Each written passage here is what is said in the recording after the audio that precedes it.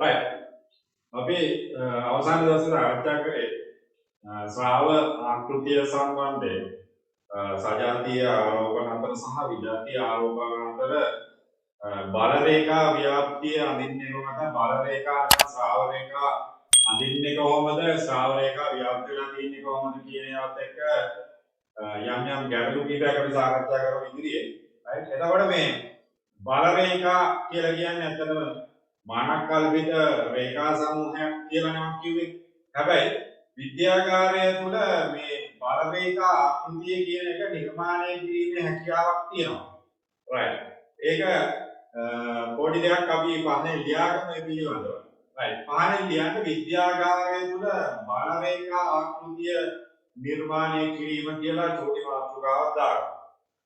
විද්‍යාගාරය තුළ බල රේඛා ආකෘතිය නිර්මාණය කිරීම. විද්‍යාගාරය තුළ බල රේඛා ආකෘතිය නිර්මාණය කිරීම.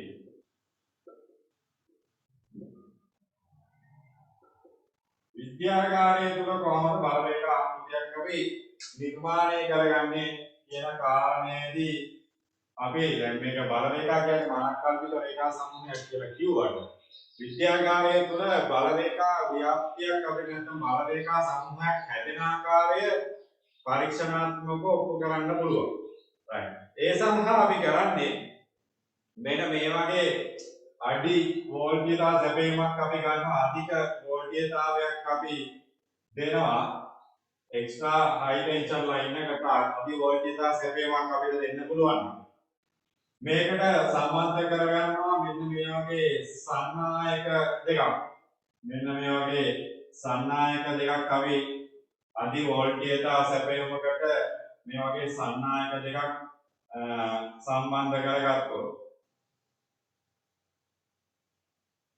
අධි වෝල්ට්‍යතා සැපයීමකට මෙන්න මේ වගේ සන්නායක දෙකක් අපි සම්බන්ධ කරගෙන ඊළඟට අපිට නිර්මාණය කරගන්න ඕන එඬරු තෙල් පාවිච්චි කරලා එඬරු තෙල් වලින් වාදනයක් අපි හදා ගන්නවා. මේ වාදනය තුල තමයි මෙයාව ගිල්ලන්නේ. මේකේ සම්පූර්ණයෙන්ම මේකේ තියෙන්නේ මේ එඬරු තෙල්. එඬරු තෙල් සාමාන්‍යයෙන් ඒවා දන්නවා. එඬරු තෙල් කියලා කියන්නේ කඩෙන් ගන්න පුළුවන් දෙයක් නේ. right. එඬරු තෙල් පෘෂ්ඨයක් මේ වගේ අපි වාදනයකට එඬරු තෙල් දාලි වල මේක මෙතන එඬරු තෙල් පෘෂ්ඨයක් හදාගත්තා. එඬරු තෙල් මේක මේ සරල පරීක්ෂණයක්. මේක එඬරු තෙල් පෘෂ්ඨය. ඒතර මේ වගේ සන්නායකයක් කරා එතකොට මෙතනදී අද මේ එඬරු තෙල් පෘෂ්ඨයක් මෙතන හදාගත්තට සාමාන්‍යයෙන් ඔයාලා දන්නවා විද්‍යාගාරය තුල හයි ටෙන්ෂන් ලයින් එකක් ගන්න ටිකක් අමාරුයි. සමහරක් විද්‍යාගාරයක් තුල විතරයි තියෙන්නේ දැන් ඇත්තට. VHT සැපයීමක් ගන්න ටිකක් අමාරුයි. හැබැයි එහෙම එකක් හදාගන්න පුළුවන් නම් EHT ලයින් එකක් නැත්නම් අපි කියනවා එක්ස්ට්‍රා හයි ටෙන්ෂන් ලයින් එකක් අපිට ගන්න පුළුවන් නම් විද්‍යාගාරය තුල මේ සැපයීමක් අපිට නිර්මාණය කරලා නැත්නම් මේ සැපයීමක් අපිට ගන්න හදාගන්න පුළුවන් නම් මේ පරීක්ෂණය ලේසියෙන්ම කරගන්න පුළුවන්. right. එතකොට ඔය වගේ එඬරු තෙල් වලින් පෘෂ්ඨයක් සකස් කරලා මේකේ සම්පූර්ණ තියෙන එඬරු තෙල් මේක තුල ගිල්ලලා තියෙනවා සන්නායක දෙකක්. ඒ සන්නායක දෙකට සම්බන්ධ කරලා තියෙනවා ඔව් අධි වෝල්ට්‍යතා සැපයීම. එතකොට මෙයා මෙතන ධනාංකයේ ලෙස මෙයා උතන ඍණාංකය වෙනවා සම්බන්ධ කරලා තියෙන විදිය ධනාංකය සහ ඍණාංකය බැටරි එකක් කියන ඒවා දන්නවා ඕනම කෙනෙක්. right. එතකොට මේ වගේ සම්බන්ධ කරාට පස්සේ ඒ සන්නායකයේ සැපයීම සම්බන්ධ කරලා සන්නායක සැපයීම මේ අපි කියන ස්විච් එක ඔන් කරාට පස්සේ නැත්නම් මේ සන්නායකයේ සංදි කරාට පස්සේ මෙයාගේ මේ මෙන්න මේ එඬරු තෙල් පෘෂ්ඨය මතට කඩදාසි කැබලි කීපයක් අපි ගෙනලා දැම්මා. නැත්නම් අපි කියනවා ඔව් අපි පොඩි අපි පොඩි අංශු ටිකක් නැත්නම් අපි කියනවා මේ සාමාන්‍යයෙන් ඔය ඔව් දැන් අපි ඔකට ගන්න පුළුවන් වියලි හිසකෙස් වගේ ඔව් වියලි හිසකෙස් වගේ ආරෝපණය වන අංශු ටිකක් මෙතෙන්ට ගෙනල්ලා මෙහෙම දැම්මොත් එහෙම right මෙන්න මෙතෙන්ට ගෙනල්ලා ටිකක් එහෙම දැම්මොත් එහෙම මෙහාගේ මෙන්න මේ වගේ ඉන්නේ ගෙනල්ලා දාලා තියෙන කඩදාසි කෑලි ටික ආරි වියලි හිසකෙස්සාරි ඔන්න ඔයාගේ රටාවකට හැදෙනවා. මෙන්න මේ වගේ රටාවකට මෙතන නිර්මාණය වෙනවා. මේ රටාව මොන වගේ එකක්ද? එතකොට මේ තෙල් එඟරු පෘෂ්ඨය තුල මෙන්න මේ වගේ රටාවකට අර කියපු දියලි හිසකෙස් ටිකක් අපි ගෙනලා දැම්මොත් එහෙම දැන් මෙයාව මේ ඒ හිසකෙස් තියන තැන් වල තියෙන මෙන්න මේ වගේ රටාවකට මේකේ නිර්මාණය වීමක් තියෙනවා. එතකොට මේක දිහා බලපුවාම අපිට කියන්න පුළුවන් මේ තියෙන්නේ මොකක්ද අතර? ඔව්. විජාතීය ආරෝපණ දෙකක් අතර බල රේඛා ව්‍යාප්ත වෙන ආකාරයට හා සමානයි.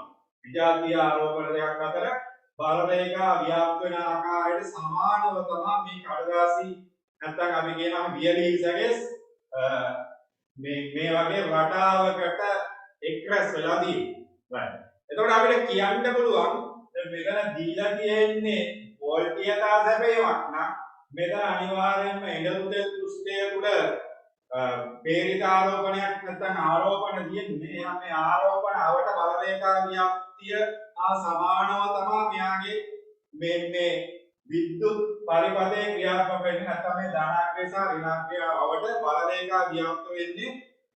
සාමාන්‍ය ධනාග්‍රය සහ ඍණාග්‍රය අපි ඉස්සෙල්ලා ඇඳා වගේ බල රේඛා ඇඳා වගේ මෙන්න මේ හිසකෙස් එක්රැස් වෙනවා. right. මේක පොඩ්ඩක් ඇඳ ගන්නකො ඉස්සෙල්ලා මේ පරිපථයේ මේ සැකස් පොඩ්ඩක් ඇඳ ගන්න.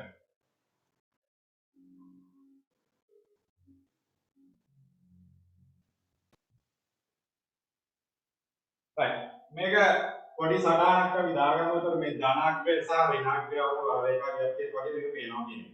right. පාන ලියන්න භාජනයකට එඬරු තෙල් ස්වල්පයක් දානවා. භාජනයකට එඬරු තෙල් ස්වල්පයක් දානවා. භාජනයකට එඬරු තෙල් ස්වල්පයක් දානවා. එයට රූපයේ පරිදි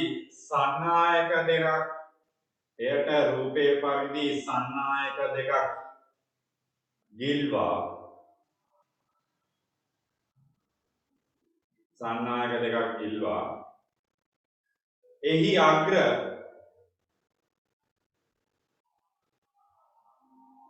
එහි අග්‍ර අධිවෝල්ටීයතා සැපයීමක් නැත්නම් EHT කියලා කියනවා එක්ස්ට්‍රා හයි ටෙන්ෂන් එකක්. අධිවෝල්ටීයතා සැපයීමකට සම්බන්ධ කළ විට එහි අග්‍ර අධිවෝල්ටීයතා සැපයීමකට සම්බන්ධ කළ විට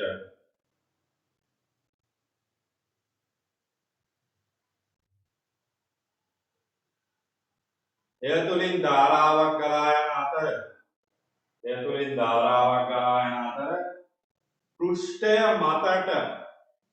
පෘෂ්ඨය මතට වියලි හිසකෙස් ස්වල්පයක් විසිරවා දැමූ විට පෘෂ්ඨය මතට ගෙනලා දානවා මේ විසිරවලා දානවා රටාවක නෙවෙයි දාන්නේ. පෘෂ්ඨය මතට වියලි හිසකෙස් ස්වල්පයක් විසිරවා දැමූ විට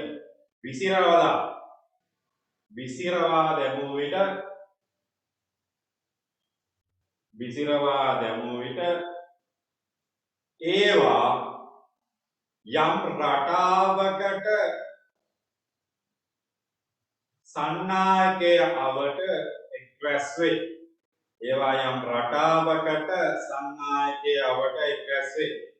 යම් කිසි රටාවකට එක්රැස් වීමක්සේ යම් රටාවකට සන්නායකයේ අවට එක්රැස් වේ.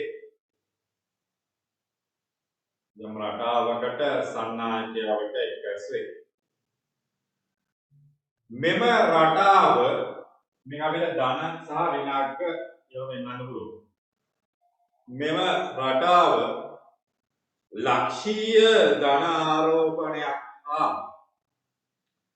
ලක්ෂීය ධන ආරෝපණයක් හා ඍණ ආරෝපණයක්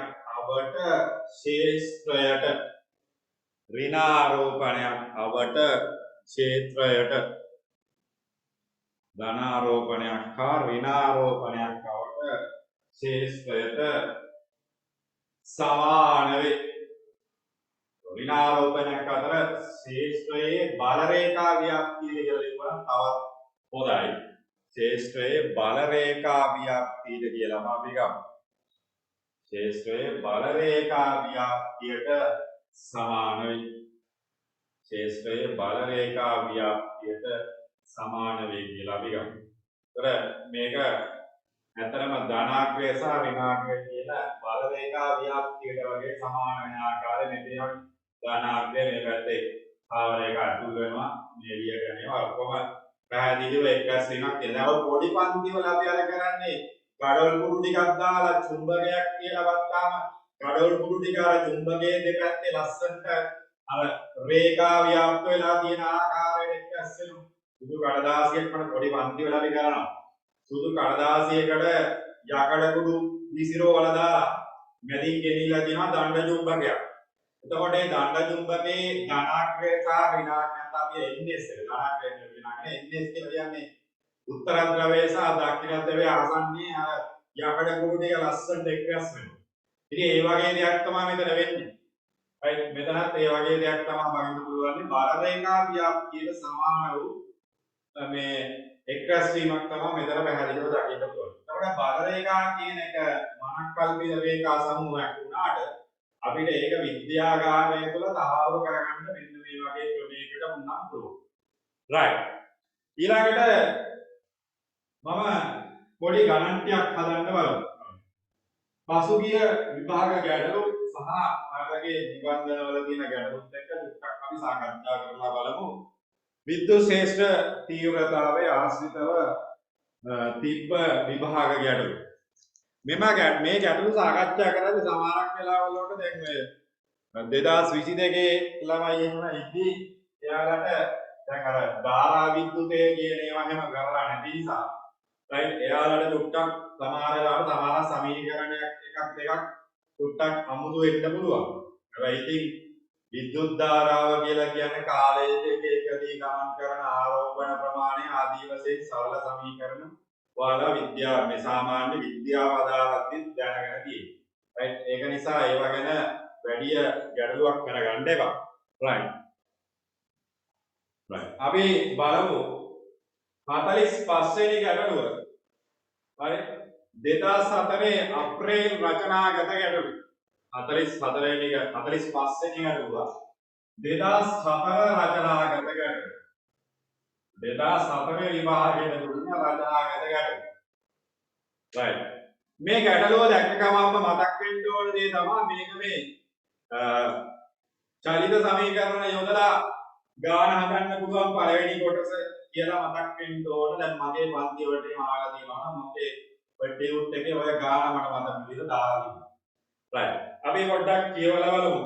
ස්කන්ධය එක්ද ආරෝපණය ධන කිව්ද වූ අංශුවක් විද්‍යුත් ශේෂ්ත්‍රයේ ශුන්‍ය වූ රික්තකයක් තුල විද්‍යුත් ශේෂ්ත්‍රයේ ශුන්‍ය වෙච්ච රික්තකයක් තුල ධන x දිශාව ඔස්සේ චලනය වෙමින් පවතී. ධන x පැත්තට යනවා.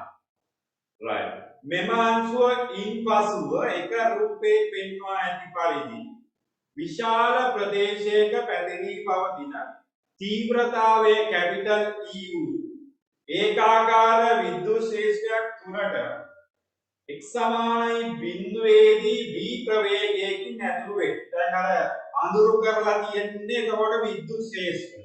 මේ රූප සටහනේ අඳුරු කරලා තියෙන විද්‍යුත් ශේෂ්ත්‍රය අඳුරු කරලා නැති කොටස එතකොට අපි නිකන් දෙන්නේ විද්‍යුත් ශේෂ්ත්‍ර තීව්‍රතාවයේ ශූන්‍ය වෙච්ච පැත්ත කියලා. right විද්‍යුත් ශේෂ්ත්‍රය ඍණ x දිශාව ඔස්සේ එල්ල විය.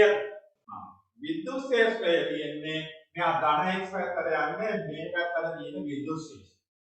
right විද්‍යුත් ශේෂ්ත්‍රයට ඇතුළු වූ පසු අංශුවේ චලිතය ගුණාත්මකව විස්තර කරන්න. right ගුණාත්මකව විස්තර කරන්න කියලා කියනවා. දැන් පුතේ මේකේ මේවනේ තියෙන්නේ. right මේ වගේ විද්‍යුත් ශේෂ්ත්‍රයක් නැති කලාපයක් තියෙනවා. මෙන්න මෙතනින් යාට විද්‍යුත් ශේෂ්ත්‍රය තියෙනවා කියලා හඳුන්වනවා. right මෙයාගේ විද්‍යුත් ශේෂ්ත්‍රයේ තියෙන ප්‍රතිවිරුද්ධ දිශාව. right එතකොට දැන් මෙයා යම්කිසි p ලක්ෂයක හරි මොකක් කියලා හරි මෙයා යනවා වේගයෙන්. ඒකල මෙතෙන්ට ඇතුළු වුණාට පස්සේ මෙයාගේ චලිතය සම්බන්ධයෙන් ගුණාත්මක පැහැදිලි කිරීමක් ඇත්තටම අවශ්‍ය වෙන්නේ. right. එතකොට x සමානයි බිඳුවේදී ඇතුළු වෙනවලු. එතකොට මේ වගේ තැනක x සමානයි බිඳුව. right. මේ වගේ තැනක x සමානයි බිඳුව නම් මෙයාලා තියෙනවා මෙතන x සමානයි කියලා ආදි වශයෙන් ඉදි කියලා තියෙනවා. right. එතකොට මේ අංශුවේ ගුණාත්මක පැහැදිලි කිරීමක් අවශ්‍ය වෙනවා පළවෙනි කොටස. ඉතින් මොකද වෙන්න පුළුවන් ඇත්තටම? මොකද වෙන්න පුළුවන්? ඔව් මෙයාගේ චලිතයට විරුද්ධව නම් අනිවාර්යයෙන්ම නැත්නම් විද්‍යුත් ශේෂ්ත්‍රයේ තියෙන්නේ අපි දන්නවා දැන් සමීකරණයක් විද්‍යුත් ශේෂ්ත්‍ර තීව්‍රතා අර්ධයක් කියන්නේ F සමානයි EQ කියලා. එතකොට බලය හටගන්නේ මොකද වෙන්නේ? ඔව් චලිතයට විරුද්ධ දිශාවට. චලිතයට විරුද්ධ දිශාවට බලයක් ඇති වුණොත් ඒ මොකෝ වෙන්නේ? ඔව් චලිතයට විරුද්ධ දිශාවට බලයක් ඇති වුණොත් මෙයා යන ප්‍රවේගය අඩු වෙලා මන්දණය වෙලා නිශ්චලතාවයටපත් වෙන්නේ වෙයි. ඔව් නැත්තම් නිශ්චලතාවයටපත් වෙලා තවත් ටිකක් කිව්වොත් අනිත් පැත්තට යන්නත් පුළුවන්. ඔය කාරණාව තමයි උතන කියන්න වෙන්නේ. පැහැදිලිද කියන්නේ? දැන් මෙයාගේ චලිත වෙන දිශාවට ප්‍රතිවිරුද්ධ දිශාවට ශේෂ්ත්‍රයේදී F සමානයි EQ ධන ඒකකාරෝපණයක් මත ක්‍රියා කරන බලය කියලා කිව්වේ. එතකොට මෙයාගේ බලය තියෙන්නේ මේ පැත්තට නම් චලිතයට විරුද්ධව නම් ගුණාත්මක පැහැදිලි මොකක්ද? ඔව් අංශුව ඒකාකාර මන්දණයට ලක් වෙනවා. ඒකල්ල යම් කාලයකට පස්සේ නිශ්චල වෙනවා. තවත් අපිට කියන්න පුළුවන් ටික වේලාවක පස්සේ නැවත මොකද වෙන්නේ? මෙයාගේ ඍණ දිශාව ඔස්සේ ගමන් කරනවා. right. එතන අපි පහලින් ලියාගොත් පැහැදිලිව උත්තරේ ඔයාලා උත්තර ලියලා තියෙනවා නම් හොඳයි. ලියලාද තියෙන්නේ? ලියලා තියෙනවා නම් ලියලා තියෙනවා කියලා කියන්න.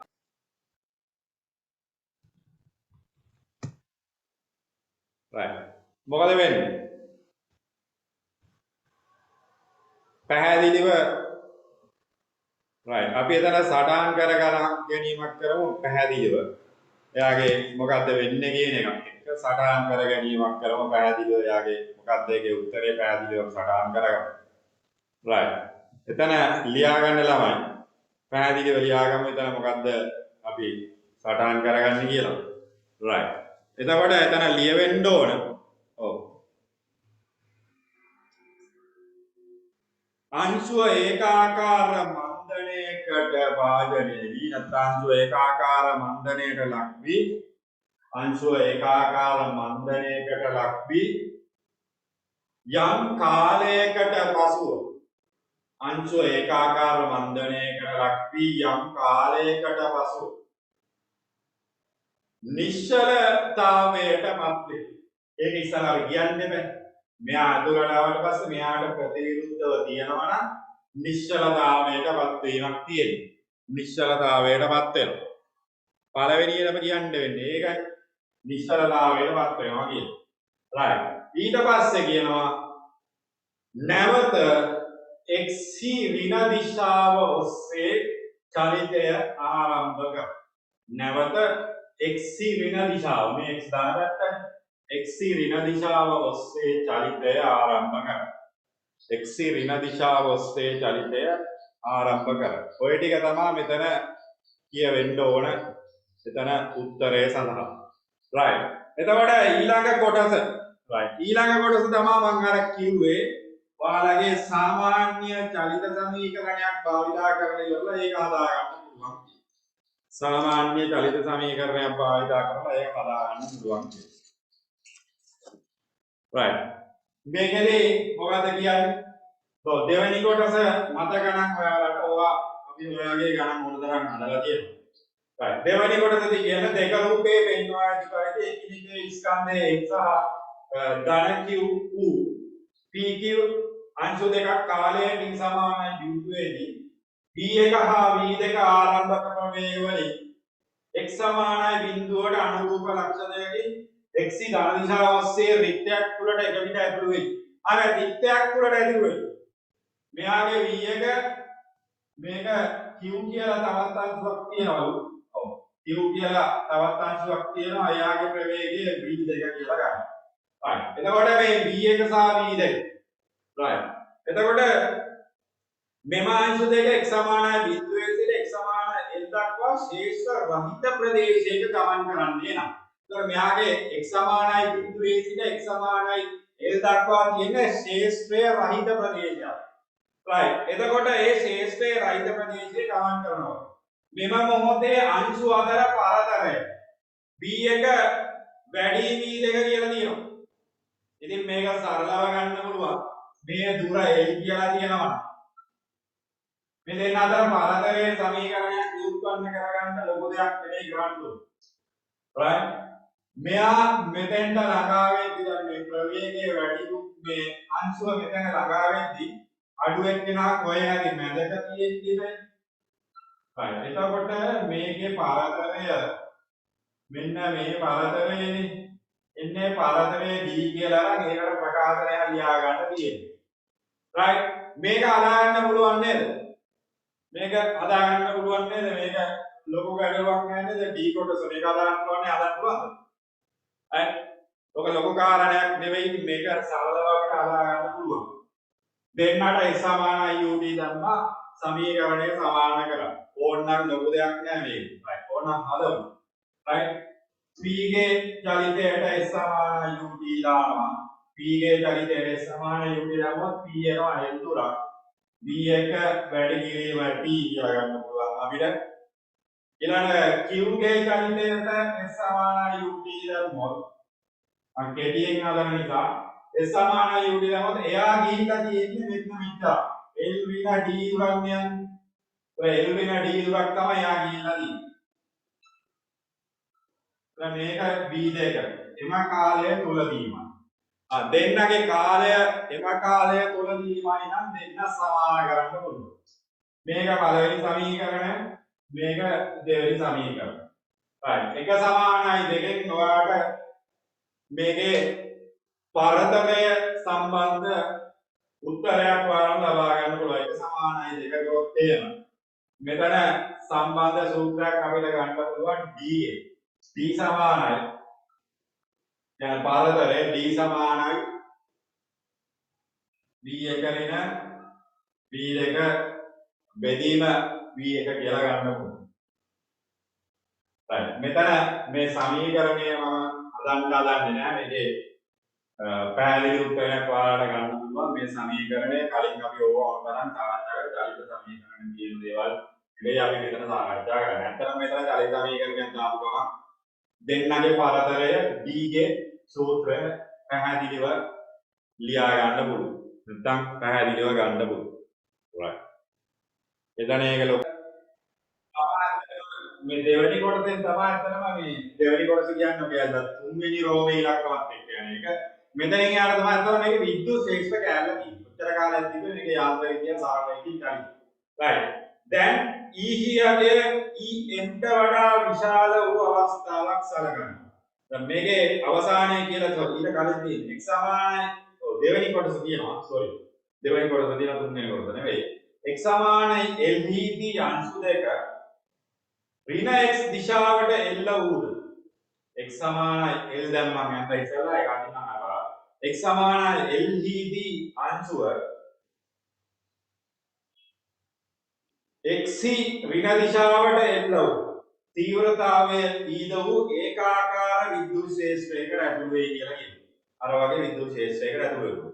දෙක රූපේදී පෙන්වා ඇති පරිදි විද්‍යුත් ශේෂ්ත්‍රය x සමානයි l සිට x සමානයි l ධන h. right. විද්‍යුත් ශේෂ්ත්‍රය මේකේ රූප සටහනේ පැහැදිලිව කියනවා x සමානයි l වල ඉඳලා x සමානයි l ධන h දක්වා පැතිරී තියෙනවා. අංශු දෙකම ආපසු හරවලා x ඍණ දිශාවට ගමන් කරවීම.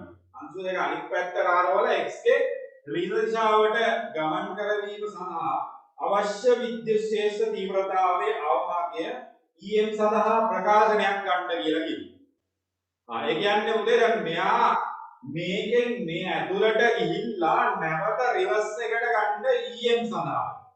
EM කියලා කියන්නේ ඉලෙක්ට්‍රික් ෆීල්ඩ් කියන එක නතර දැන් විද්‍යුත් ශේෂ්ත්‍ර තීව්‍ර අවමානයක් ගන්න කියලා කියනවා. right. මේකට ප්‍රකාශනයක් ගන්න ගරිට මෙතන ඇත්තටම මොකක්ද වෙන්නේ?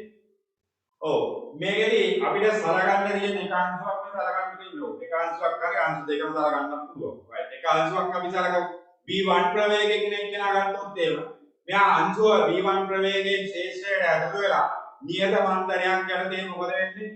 ඔව් සරල රේඛීයව ගමන් කරලා යම් කිසි කාලයකට පස්සේ මොකද වෙන්නේ? ඔව් ක්ෂණික නිශ්චලතාවයටපත් වෙලා ක්ෂණික නිශ්චලතාවයටපත් වෙච්ච සැනින් එම මන්දණයට සමාන ප්‍රතිවිරුද්ධ ධෝරණයක් යටතේ එම මාර්ගයම අනිත් පැත්තට යනවා කියන කාරණේ ඔයාලා ඉතින් දැනගෙන තියෙන්න ඕනේ. right. ඒක ගුණාත්මකව පැහැදිලි කිරීමේදී ලිව්වා. හැබැයි ඔයාලට දැන් මේකේ තියරි ළමයි ඉන්න නිසා ගොඩක් right දැන් මේ ගලන් හදපු ළමයිත් ඇති එහෙම ප්‍රශ්නයක් නැහැ. ඒ වුණාට මේකේ හරියට මේකේ ගණනය කිරීමට අපි ගන්න උපකල්පන ටික පැහැදිලිව ලියා ගන්න ඕනේ. right මෙහෙම ලියන්න. අංශුව v1 ප්‍රවේගයකින් ශේෂ්ත්‍රයට ඇතුළු වී අංශුව v1 ප්‍රවේගයකින් හරි v ප්‍රවේගයකින් කමන්නේ ඒකට v1 නෙන්නේ v1 කියලා ගමු. v1 ප්‍රවේගයකින් ශේෂ්ත්‍රයට ඇතුළු වී නියත මන්දනයක් යටතේ සරල රේඛීයව ගමන් කොට මෙයා සරල රේඛීයව යන්නේ වෙන කොහෙවත් යන්නේ නැහැ හැරෙන්නේ කියන්නේ සරල රේඛීයව ගමන් කොට යම් කාලයකදී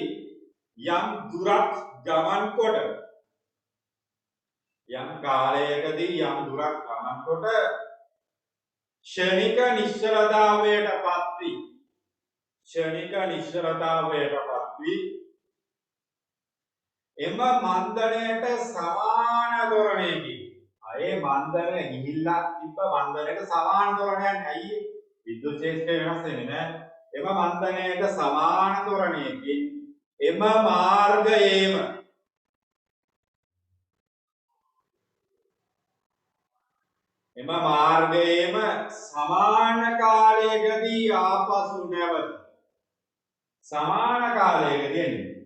සමාන කාලයකදී ආපසු නැවත ආරම්භක ලක්ෂයට පැමිණ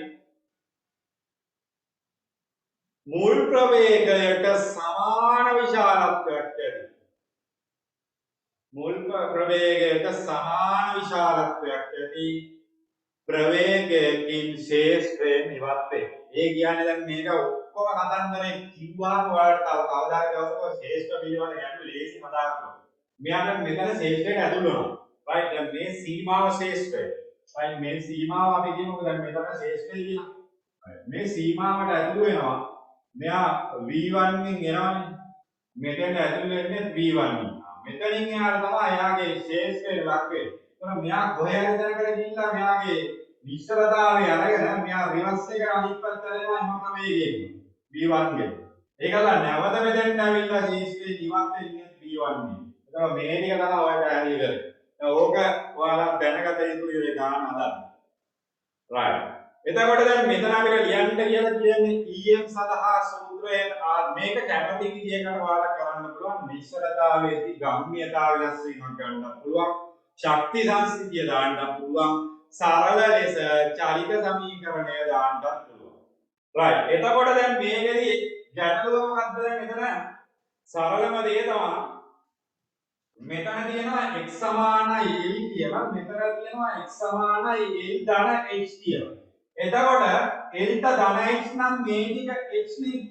right. එයාගේ ශේෂ්ඨයට කියන්න පුළුවන් එකම ලක්ෂණය තමයි මේ අංශුව l ධන h ඒ කියන්නේ h දුරකදී නිශ්චල කරන්න තරම් ප්‍රබල වෙන්නේ. l දුරකදී නිශ්චල කරන්නේ නැත්නම් රිවර්ස් කරන්න බෑ. එතකොට එල් දුරකදී නිශ්චල කරන්න තරම් ප්‍රබල වෙන්න ඕන කවුද? විද්‍යුත් ක්ෂේත්‍රය. right. පාරෙන් ලියන්නේ. අංශු දෙකම එකක් ගැන මම කිව්වට කමන්නේ. අංශු දෙකම ආපසු හරවා යැවීමට නම් right ලියන්නේ. අංශු දෙකම ආපසු හරවා යැවීමට නම් p අංශුව කියලා කියමු පළවෙනි අංශුව. p අංශුව h capital H දුරන්නේ මෙතනදී.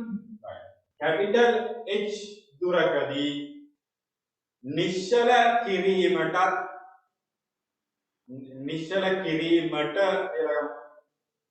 p අංශුව h දුරකදී නිශ්චල කිරීමට ශේෂ්ත්‍රය ප්‍රබල විය යුතුයි. right ඔයාලා කැමති විදියකට මේක අරන්න මේක ft සමානයි delta m ඊට යන්න පුළුවන් ශක්ති සංස්ථිතියට යන්න පුළුවන් ඕන විදියකට යාන්ත්‍ර විද්‍යාව දැනුම ඔයාලගේ කැමති විදියකට යොදා ගන්න පුළුවන් මම පොඩි විදියට හදන්නම් ඉස්සල්ලාම චලිත සමීකරණයක් පාවිච්චි කරලා right p අංශුවේ චලිතය ගත්තොත් ඒක මෙයාගේ v1 ප්‍රවේගයකින් ගිහිල්ලා මෙයා h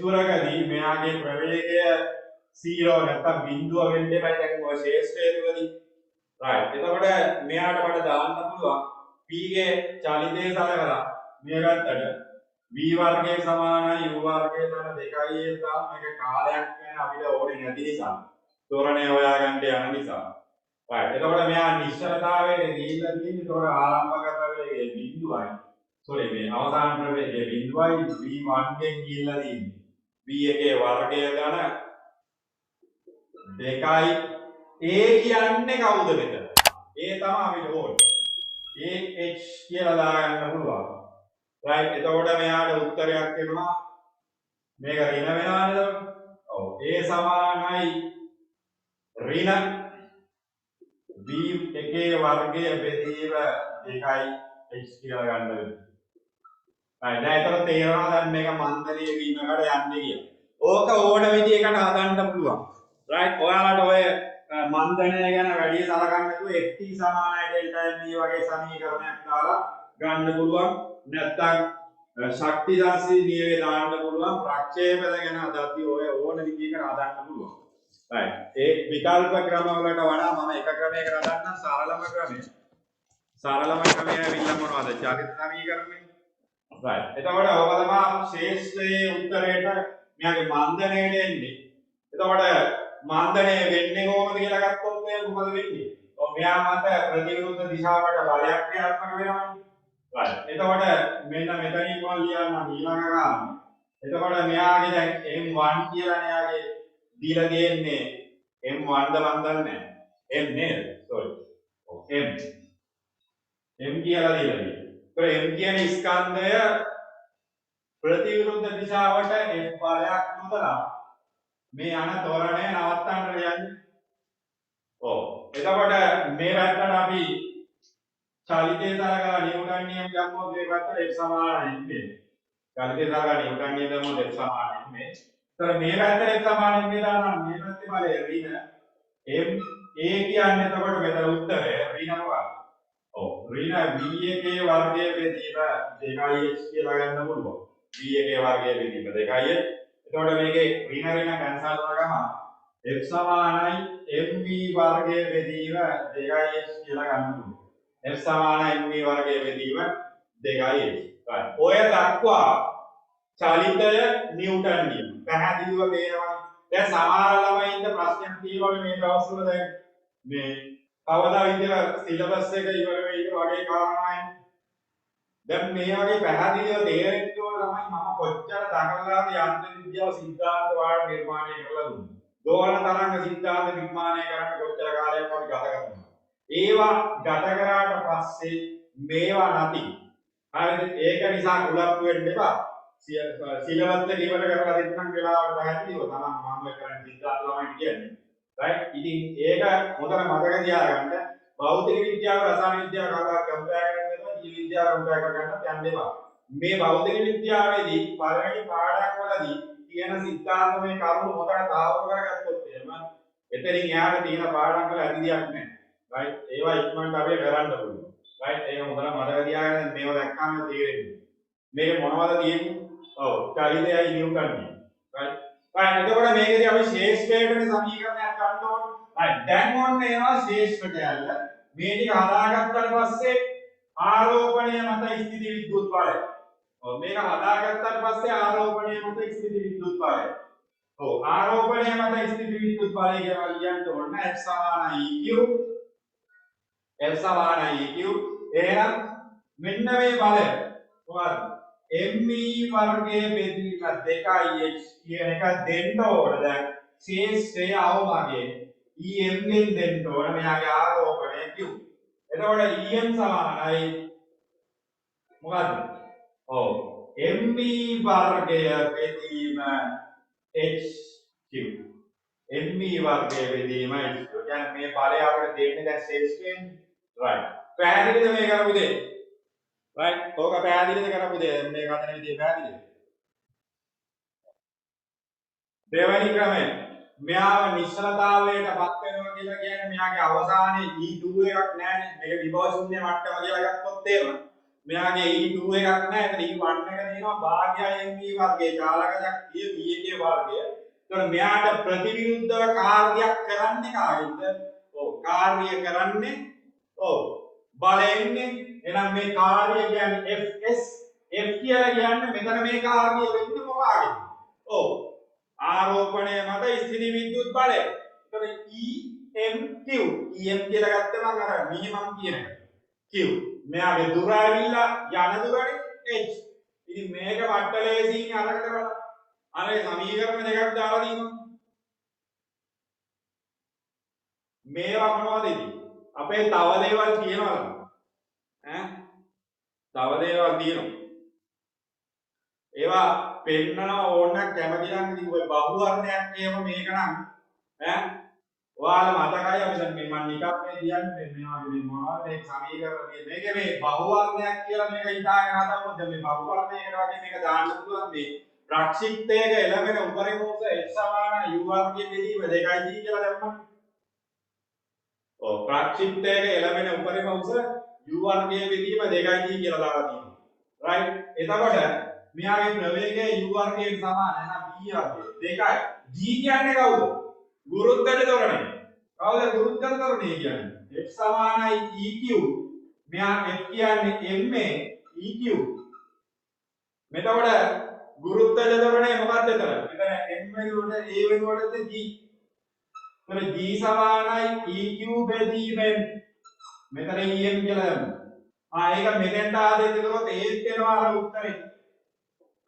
em බෙදීමෙන් ඕක බලන්න මොකද කියන්නේ මේකෙමුත් පුළුවන් ඕනනම් හදන්න කැමති ක්‍රමයකට කැමති ලෙස යාන්ත්‍ර විද්‍යාව දැනුම පිළිබඳව මම අර කිව්වේ නොසලන දැනුමක් තියෙන්න ඕන මෙන්න බලන්න මේක ඇවිල්ලා අර සමීකරණ දෙකක් වෙනුවට එක සමීකරණයක් ගොඩ ගියා බහු වර්ණයක් නම් පටලෙන්නේ ගන්න h සමාන u වර්ගයේ බෙදීම දෙකයි මේ හැම ක්‍රමයකටම ළමයි ඔයාලා ඔය ගණන් හදනවා කියලා මේකේ ගණන හදාගත්තා මාස්ටර් ගයිඩ් එකේ උත්තරේ තියෙනවා බැලුවා අපි ලියාගත්තා හරිද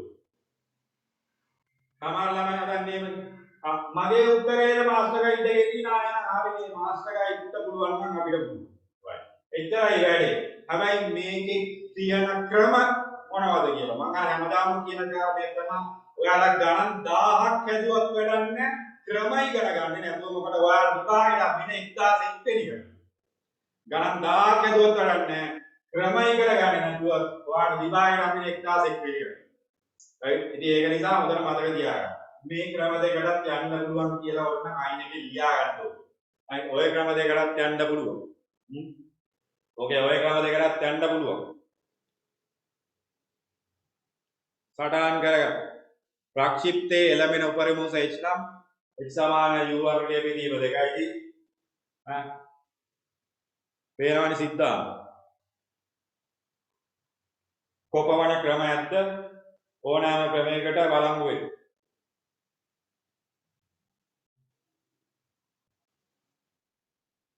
right තුන්වෙනි කොටස හරියට right තුන්වෙනි කොටස බලන්න right එතකොට ඒකදී මොකද්ද කියන්නේ කියලා right තුන්වෙනි කොටස බලන්න දැන් E ගියගේ EM ට වඩා විශාල වූ අවස්ථාවක් සලකන්න දැන් මේ මිනිමම් එක දුන්නේ අරයව නිශ්චල කරන්න right එතකොට E ගියගේ EM ට වඩා විශාල වූ අවස්ථාවක් සලකන්න කියලා කියනවා EM ට වඩා E ගියගේ විශාල වෙච්ච අවස්ථාවක් සලකන්න PRQ අංශු විද්‍යුත් ශේෂ්ත්‍රය තුළ පිළිවෙලින් ගත කරන කාලයන් TP සහ TQ සඳහා ප්‍රකාශනයක් ගන්න කියලා කියනවා. TP සහ TQ සඳහා ප්‍රකාශනයක් ගන්න කියලා කියනවා. ඒ කියන්නේ විද්‍යුත් ශේෂ්ත්‍රය තුළ ගත කරන කාලයන් සඳහා ප්‍රකාශනයක් ගන්න කියලා කියනවා. දැන් කියනවා EM ට වඩා විශාල වෙච්ච ශේෂ්ත්‍රයක් තියෙනවා. right. මම E0 කියලා ගන්න මොකක් හරි අරුතක් දාගමු. E බිඳුව හරි මොකක් හරි. right. පහළ ලියන්න. එතකොට EM ට වඩා වැඩි හරිය සුට්ටක් විශාල වෙච්ච එකම මොකද වෙන්නේ? ඔව් අනිත් පැත්තට යන්න තරම් ශක්තිමත් වෙනවා. දැන් EM තියෙන්නේ මෙයාව නිශ්චල කරන්න මෙයා. right? අනිත් පැත්තට යවන්න තරම් ශක්තිමත් වෙන්න නම් එයාට වඩා වැඩි වෙන්න බෑ. එහෙනම් වැඩි කෙනෙක් දුන්නා කියලා කියන අනිත් පැත්තට යන්න තරම් ශක්තිමත් වෙන්න ඕන. right? ලියන්න. EG අගය EM ට වඩා විශාල වූ විට EG අගය EM ට වඩා විශාල වූ විට EG අගය EM ට වඩා විශාල වූ විට EG අගය EM ට වඩා විශාල වූ විට අංශුව නැවත ආපසු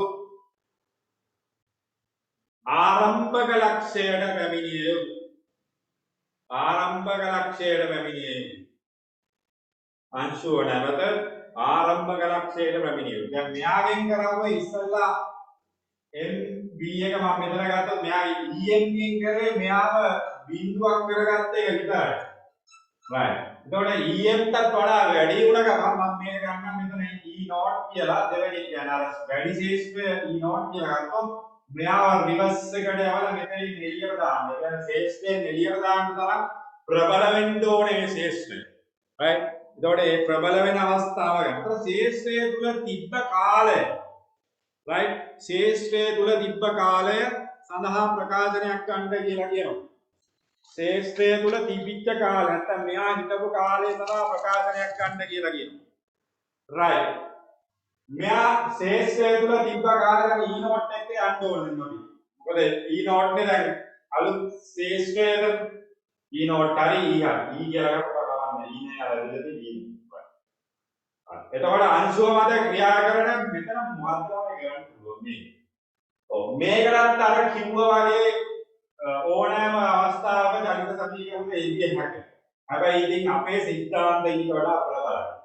හරි අපේ සිද්ධාන්ත ඊට වඩා ප්‍රබල වියයි. මේ ප්‍රබල වෙන්න ඕන. right. එතකොට මෙයාගේ අංශුව මත ක්‍රියා කරන ආවේග ඔන්නව මතක් වෙන්න ඕනේ. ආවේග තලක. මොකක්ද ඒ උදාන සමීකරණය? ඔව් මේ පැත්තනේ දැන් ඉස්සර වෙන්නේ මේ පැත්තේ I සමානයි delta mv මගින්. right. I සමානයි delta mv වගේ. right. I සමානයි delta mv දාමු. මෙතන I කියන්නේ ft delta mv කියන්නේ මොකක්ද මෙතන? මෙයා MV එක මේ පැත්තට මෙයාගේ අවසාන එක MV එක මේ පැත්තට එහෙනම් ඩෙල්ටා MV ගත්ති අවසාන ගම්‍යතාවය MV එක ඍණ ආරම්භක ගම්‍යතාවය මේ පැත්තට තියෙන අනිත් පැත්ත හැදුවොත් තව ඍණ එකක් වෙනවා. එහෙනම් මෙන්න MV එක දෙකයි MV එකක් තියෙනවා. තේරුණාද කරපේ මේවා ඉතින් කියලා දෙන්න ඕනේ නැහැ නේද? ආවේගයේ ගම්‍යතාවය. මෙයාගේ අවසාන ගම්‍යතාවයෙන් ආරම්භ ගම්‍යතාවය අඩු කිරීමක් කරන්නේ. එහෙනම් MV එකෙන් ගිහිලා නිශ්චල වෙලා නැවතෙන්නේ ගන්න. ඒක මේ පැත්තට සමීකරණය දැම්මොත් මේ පැත්තට තියෙනවා ධන අනුපතට තියෙනවා ඍණ. ඒක ඍණ වෙනවා මෙතන. right. එතකොට F ට දාන්න පුළුවන් EQ. F ට දාන්න පුළුවන් EQ මම මෙතන දාන්නම් EQ කියලා මේ ඇවිල්ලා විද්‍යුත් බලයෙන් ආපු එක මෙතන මේ F ට දැම්මේ F සමාන EQ කියන සමීකරණය. හරි. ඒක මෙතන දැම්මා. right. කාලය මම ගන්න දැන් මෙයා ගත්තා මම මේ V1 කියලා. එතකොට TP කියලා ගන්න. P ගේ කාලයෙන් right. එතකොට TP එනවා 2MV එක බෙදීම EQ. 2MV එක බෙදීම EQ. right. එතකොට මෙයාගේ කාලය 2MV එක බෙදීම EQ. දැන් පුතේ Q ටත් සමීකරණ ලිය යුතුයි. right. Q ට සමීකරණ ලියන්න කාලය ගත කරන්න එපා. දැන් මේව තමයි කපටි වට විභාගය. හරි. Q ට සමීකරණ ලියන්න ගත කරන කාලය අපරාධයි. ඇයි මේකම නැහත් කියලා වෙන්නේ? එහෙනම් මොකද කියන්නේ? ඒ පාරේදීම Q සලකනවා. right එපාරේදීම Q සලකුවොත් එහෙම PQ කියන එක 2mv දෙක බෙදීම EQ වෙනවා. 2mv දෙක බෙදීම EQ වෙනවා. ඒකට අපි ආයේ කාලය කතා කරන්නේ නැත. ඒකට කාලය right අවසාන කොටසේ B කොටස යන්නේ දැන් තුනේ B කොටස තුනේ A කොටස හැදුවේ TQ සහ TP අතර ප්‍රකාශන තියාගෙන ඉන්නකොට TQ TP විද්‍යුත් ශේෂ්ත්‍රයේ තීව්‍රතාවය E එක්තරා E නෝට් නම් මගයකට දැන් කියනවා තව E නෝට් කියලා එකක් E නෝට් නම් මගයකට සමාන වූ විට x සමානයි බිඳුවේදී වූ ආරම්භක ප්‍රවේග වෙනස නිසා හොඳට කියවන්න මේ විද්‍යුත් ශේෂ්ත්‍ර තීව්‍රතාවයේ capital E නෝට් අගයකට සමාන වූ විට x සමානයි බිඳුවේදී වූ ආරම්භක ප්‍රවේග වෙනස නිසා ඉස්සල්ලාම පටන් ගත්තේ උන්නේ v1 v2 ගලද්දි v වැඩි කියලා කිව්වනේ v1 වැඩි කියලා කිව්වනේ හරි ආරම්භක ප්‍රවේග වෙනස නිසා වෙනස් කාලවලදී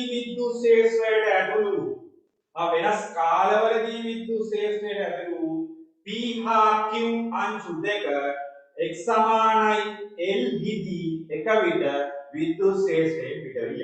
ඒ කියන්නේ දැන් මෙයාලා ඇතුලේ ගමන් එන්න කලින් අරයා කලින් ආවනේ කවුද v1 කලින් ආවනේ මොකද අර ગેප් එකක් එක්ක සමීකරණයක් ගත්තනේ. දැන් v2 දෙවෙනියට න්යාවේ නේද? v1 නේ වැඩියෝ. v2 දෙවෙනියට ආවා.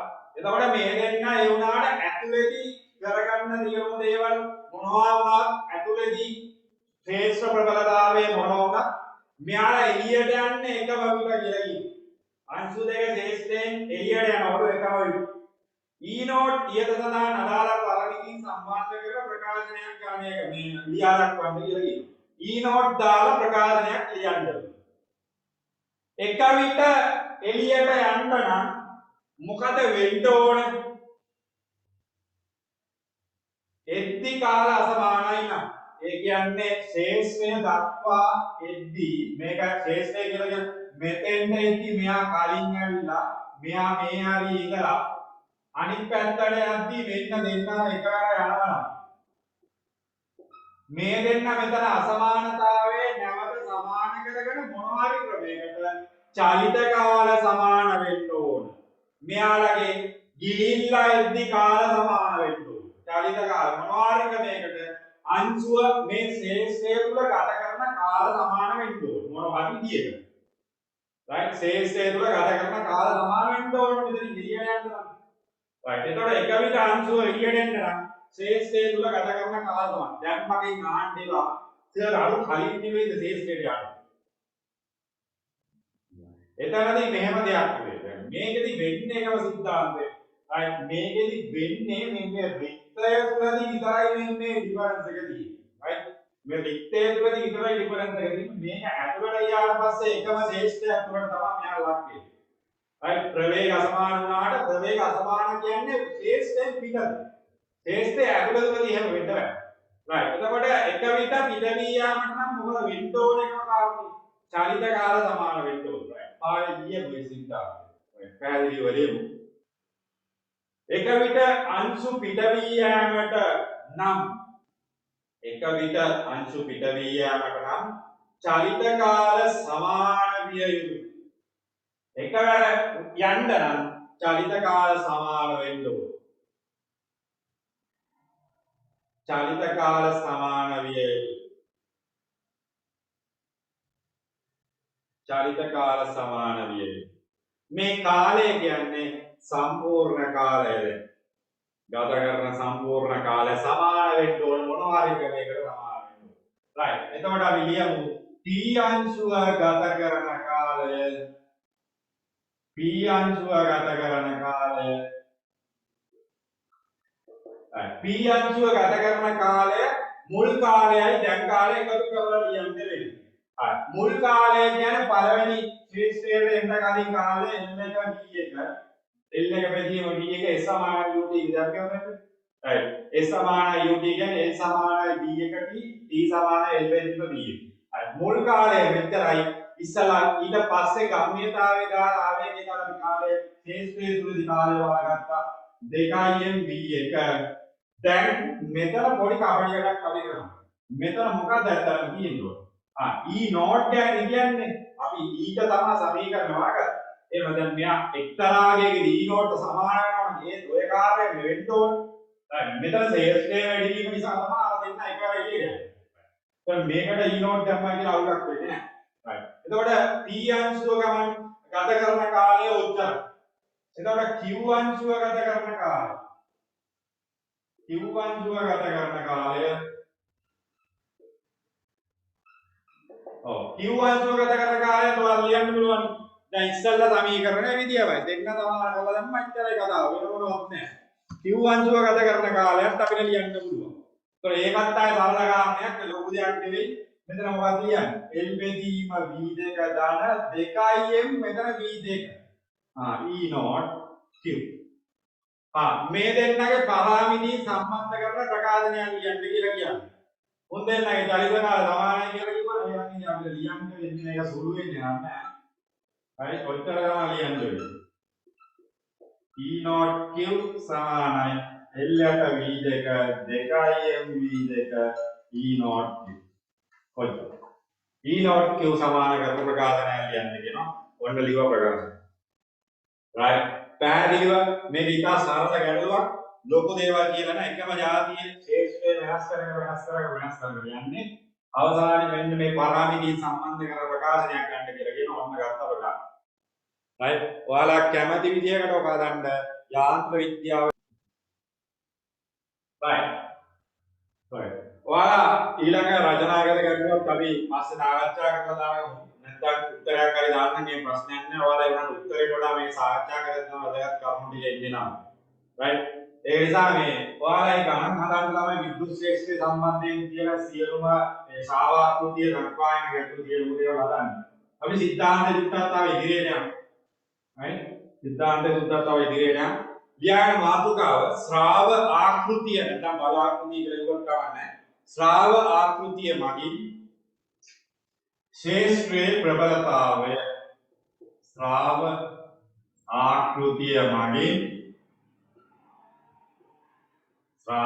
ආකෘතිය මගින්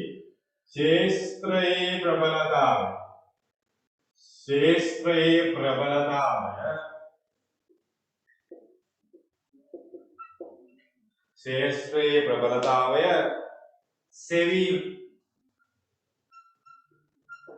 ශ්‍රාව ආකෘතිය මගින් ශේෂ්ත්‍රයේ ප්‍රබලතාවය සෙවීම ශ්‍රාව ආකෘතියෙන් කොහොමද ශේෂ්ත්‍රයේ ප්‍රබලතාවය හොයන්න කියලා කියන්නේ.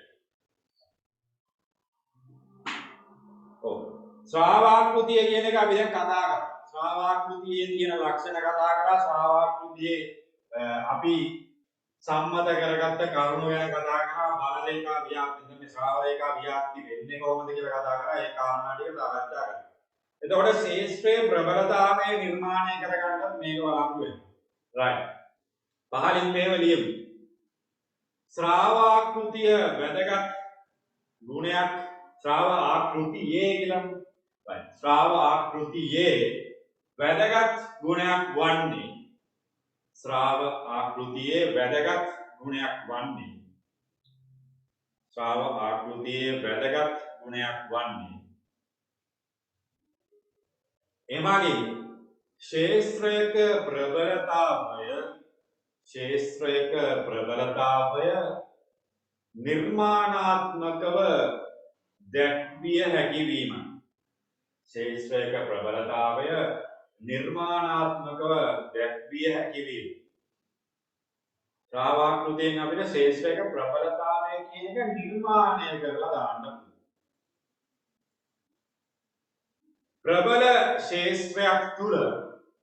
ප්‍රබල ශේෂ්ත්‍රයක් තුල ශ්‍රාව රේඛා ළඟින් අපි ප්‍රබල ශේෂ්ත්‍රයක් කියන්නේ ශ්‍රාව රේඛා කියන ලං කරලා නේ. ප්‍රබල ශේෂ්ත්‍රයක් තුල ශ්‍රාව රේඛා ළඟින් ළඟින් නදිනවා කියලා කියන්නේ තේරෙනවානේ මේ ළඟින් යනවා කියන්නේ ශේෂ්ත්‍රය ප්‍රබලයි කියන්නේ. ඝනත්වය වැඩි වගේ සීන් එකක්. right. ප්‍රබල ශේෂ්ත්‍රයක් තුල ශ්‍රාව රේඛා ළඟින්ද දුබල ශේෂ්ත්‍රයක් තුල ශ්‍රාව රේඛා දුරින්ද දැක්වේ. ප්‍රබල ශේෂ්ත්‍රයක් කියලා කියන්නේ ශ්‍රාව රේඛා ළඟින් නදිනවා. දුබල ශේෂ්ත්‍රයක් කියලා කියන්නේ ශ්‍රාව රේඛා ටිකක් දුරින් නදිනවා. right. මේ වගේ දෙන්නේ නිකන් අඳගන්න මේක මේ ඔයාලා දන්න දෙයක්. දැන් මේ මම කියලා දෙන්නේ මට ඕන වෙන්නේ විතර මේ ඝනත්වය කියන සංකල්පයට එන්න. ශ්‍රාව ඝනත්වය කියන සංකල්පයට එන්න. මේක ඕනෑම ළමයි දන්නවා දැන් මෙතන මේ ළඟින් නැන්දොත් තේරෙනවා. මෙයාලගේ ශ්‍රාව රේඛා මෙන්න මේ වගේ ළඟ ඉන්නවා කියලා කියන්නේ. මේ ළඟ තියනවා කියලා කියන්නේ මේක ප්‍රබල ශේෂ්ත්‍රයක් කියන්නේ. ළඟින් තියනවා කියලා කියන්නේ මේක ප්‍රබල ශේෂ්ත්‍රයක්. right මොකක් හරි අපි සලකන ලබන වර්ගඵලයක් අපි සලකගමු මෙන්න මේ වගේ කුහරයක් හරි මොකක් හරි තුලින් නැත්නම් වස්තුවක් තුලින් ගමන් කරන ශ්‍රාව රේඛාවල ස්වභාවය ගැන කතා කරද්දී මෙතන ප්‍රබල ශේෂ්ත්‍රයකට ලක් වෙලා තියෙනවා. ඒකට මේ වගේම අපිට ඊට වඩා චුට්ටක් දුබල ශේෂ්ත්‍රයක් අඳින්න පුළුවන්. ඊට වඩා චුට්ටක් දුබල ශේෂ්ත්‍රයක් අඳින්න පුළුවන්. right ඊට වඩා චුට්ටක් දුබල ශේෂ්ත්‍රයක් අපිට අඳින්න පුළුවන්.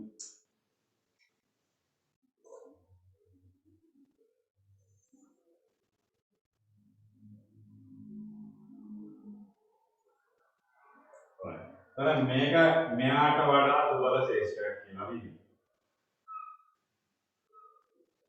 right එතකොට මේක ප්‍රබල ශේෂ්ත්‍රය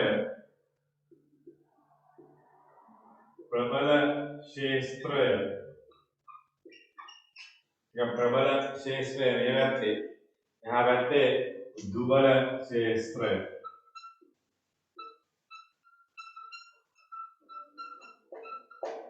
ප්‍රබල ශේෂ්ත්‍රය සහ දුබල ශේෂ්ත්‍රය අපිට අඳින්න පුළුවන්. right ඕකයි නිර්මාණය කරන්නේ. ප්‍රබල ශේෂ්ත්‍රයක් සහ දුබල ශේෂ්ත්‍රය. right පාරේ ලියමු ඒකට දැන් මේ ප්‍රබල ශේෂ්ත්‍රය සහ දුබල ශේෂ්ත්‍රය කියන එක දැන් තේරෙනවා ඔයාලා නිර්මාණය කරනවා. right මේකදී අපිට කියන්න පුළුවන් මේ ඒකක වර්ගඵලය සලකනවාම මෙයාගේ මෙන්න මේ වර්ගඵලය ගන්නකො මෙන්න මේ චූටි වර්ගඵලය අන්න ඒ ඒකක වර්ගඵලය තුලින් ගිහිල්ලා තියෙන ශ්‍රාව රේඛා ප්‍රමාණය ඒකක වර්ගඵලය තුලින් ගිහිල්ලා තියෙන ශ්‍රාව රේඛා ප්‍රමාණය දැන් අපි කියනවා ශ්‍රාව ඝනත්වය කියලා. ඒකක අභිලම්බ වර්ගඵලයක් කරා තියෙන විද්‍යුත් ශ්‍රාවයට අපි කියනවා ශ්‍රාව ඝනත්වය කියලා. ඒතකොට මෙන්න මේකේ ශ්‍රාව ඝනත්වය වැඩි. මෙතන ශ්‍රාව ඝනත්වය අඩුයි. පැහැදිලිද නැවත කියන්නම් හොඳට බලන්න. මෙයාගේ මෙන්න මේ පොඩි වර්ගඵලයක් මම මේ ඇඳලා තියෙන්නේ මේ සන්නායකයක් කරේ කියමු මොකක් හරි එතන. right මේ වස්තුව. right මේක තුලින් ගිහිල්ලා තියෙන ශ්‍රාව රේඛා ප්‍රමාණය වැඩි. මෙතන තියෙන ශ්‍රාව රේඛා ප්‍රමාණය අඩුයි. එතකොට ඒකක අභිලම්බ වර්ගඵලයක් තුලින් ගිහිල්ලා තියෙන ශ්‍රාව රේඛා ප්‍රමාණය මෙයාගේ වැඩි මෙයාගේ අඩුයි. ඒ කියන්නේ ඒකක අභිලම්බ වර්ගඵලයක් තුලින් ගමන් කරන විද්‍යුත් ශ්‍රාවයට අපි කියනවා ශ්‍රාව ඝනත්වය කියලා. එතකොට මෙයාගේ ශ්‍රාව ඝනත්වය වැඩි මෙයාගේ ශ්‍රාව ඝනත්වය අඩුයි. එතකොට ශ්‍රාව ඝනත්වය අඩුයි වැඩි කියද්දී ඒක රිවර්ස් කරගන්න පුළුවන් කෙලින්ම අපි භෞතික විද්‍යාවේ ශ්‍රාව ඝනත්වයට වඩා ශේෂ්ත්‍ර තීව්‍රතාවයෙන් සලකන්නේ. එතකොට ශ්‍රාව ඝනත්වය වැඩි කියන්නේ ශේෂ්ත්‍ර තීව්‍රතාවය වැඩි ශ්‍රාව ඝනත්වය අඩුයි කියන්නේ ශේෂ්ත්‍ර තීව්‍රතාවය අඩුයි කියන්නේ. right පහළ ලියන්න. ඉහත රූප සටහනට අනුව ඉහත රූප සටහන කියන්නේ මේ ඉහත රූප සටහනට අනුව ඒකක අභිලම්බ වර්ගඵලයක් කරා ඒකක අභිලම්බ වර්ගඵලයක් වෙනවා ඇති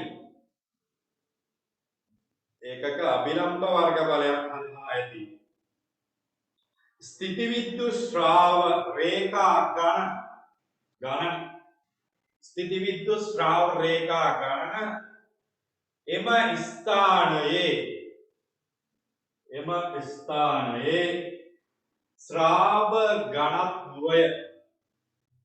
ශ්‍රාව ඝනත්වය මෙතන අපි ශ්‍රාව ඝනත්වයට අකුරක් දුන්නට ඇත්තටම අපි ශ්‍රාව ඝනත්වය අපි වැඩි ගණන් ගන්න නැහැ. මොකද විද්‍යුත් ශේෂ්ත්‍රය තමයි අපි ගණන් ගන්න. ඒ වුණාට ශ්‍රාව ඝනත්වය ගැන අපි උත්තර ලියන්න. ශ්‍රාව ඝනත්වය ලෙස හැඳින්වේ කියලා ලියලා ශ්‍රාව ඝනත්වයට අපි දෙන අකුර අයින එක ලියා ගන්න කැපිටල් D. ශ්‍රාව ඝනත්වය කැපිටල් D. alright. ශ්‍රාව ඝනත්වය ලෙස හැඳින්වේ කියලා ඒකක අභිලම්බ වර්ගඵලයක් හරහා තියෙන ස්ථිති විද්‍යුත් බල රේඛා නැත්නම් ශ්‍රාව රේඛා ගණන ශ්‍රාව ඝනත්වය ලෙස හැඳින්වෙන්නේ. ශ්‍රාව ඝනත්වයට අපි දෙන අකුර density කියන එකට කැපිටල් D එක දීලා තියෙනවා. right. දැන් මෙන්න මේක බලන්න. මේ රූපේ බලන්න. right. මේක බලන්න. right. දැන් මේකේ මෙන්න මේ ටිකට ළමයි ශ්‍රාව ඝනත්වය කියන්නේ මෙන්න මේ ඒකක වර්ගඵලයක් මෙන්න මේ වගේ චූටි අපි ගන්නම් කල්පිත තහඩුවක් ගමුකෝ මේ වගේ කල්පිත තහඩුවක් මම ඉස්සෙල්ලා හිතුවා මේක කල්පිත තහඩුවක්. හිතා ගන්න මෙන්න වගේ තහඩුවක් තියෙනවා. එතකොට මෙන්න මේ කල්පිත තහඩුව තුලින් මේ යන රේඛාවලටනේ අපි කියන්නේ D කියලා. මෙන්න මේ යන රේඛා ටිකටනේ අපි කියන්නේ වර්ගඵලය තුලින් යන කට්ටියට කියන්නේ අපි D කියලා. මෙන්න මේකට අපි D කියනවා. right. එතකොට මේකේ නිරූපණය වෙන්නේ මෙන්න මේ ආදියේ තියෙන ශ්‍රාව රේඛා ප්‍රමාණය. එතකොට ශ්‍රාව රේඛා ප්‍රමාණය කියන්නේ විද්‍යුත් ශ්‍රාවයනේ. ශ්‍රාවය කියන එකට අපි ගන්නේ 5. ශ්‍රාවය කියන එකට අපි ගන්නේ 5 කියන අකුර. හරි 5. 5 වලින් තමයි අපි දෙන්නේ ශ්‍රාව විද්‍යුත් ශ්‍රාවය කියන එකට අපි ගන්න අකුර ඇවිල්ලා 5 කියන්නේ. विद्युत श्रावय මේක ඇවිල්ලා ශ්‍රාව ඝනත්වය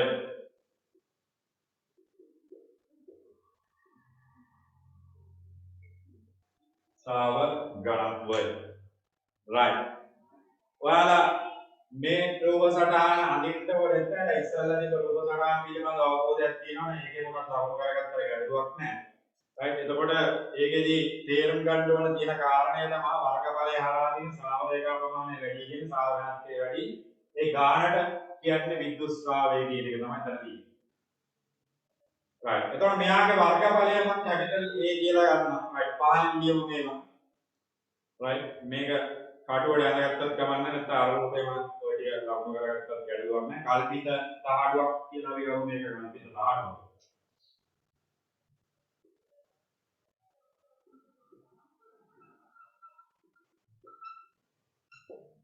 කල්පිත පාඩුවක් කියලා අපි ගමු. දැන් පාඩේ ලියන්න. ස්ථිති විද්‍යුත් ක්ෂේත්‍රයට අභිලම්බ කැපිටල් A. ස්ථිති විද්‍යුත් ක්ෂේත්‍රයට අභිලම්බ කැපිටල් A වර්ගඵලයක් තුලින් මෙයාගේ ක්ෂේත්‍රයට අභිලම්බ විද්‍යුත් ක්ෂේත්‍රයට ලම්බකව තියෙන්නේ මේ වර්ගඵලය. ස්ථිති විද්‍යුත් ක්ෂේත්‍රයට අභිලම්බ කැපිටල් A වර්ගඵලයක් තුලින් ඇති විද්‍යුත් ශ්‍රාව රේඛා ඝනත්වය